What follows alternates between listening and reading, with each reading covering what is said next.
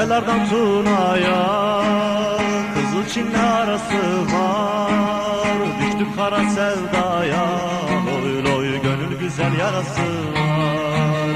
Düştük kara sevdaya, loy loy gönül güzel yarası var. Al bizi de sürüsen, bayrak olarak bürüsen, hele durma yürüsen, loy loy daha yolun yarısı var. Hele durma yürüsen, loy loy daha yolun yarısı var.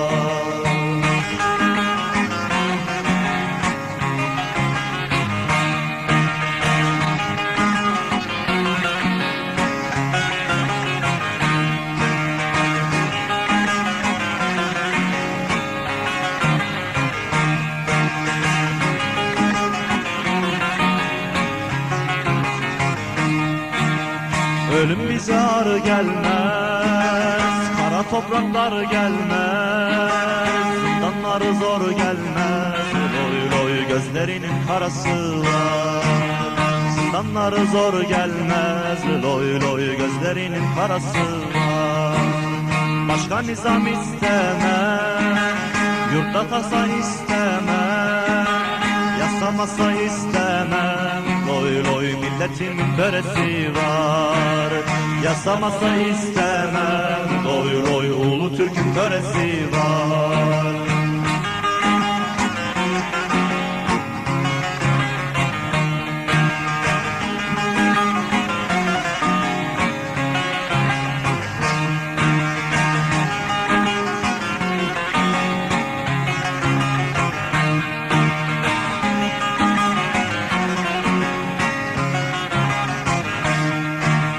Bir ülkedir uzakta, yaralıdır tuzakta, uzağında kalsak da, loy loy gönlümüzde orası var.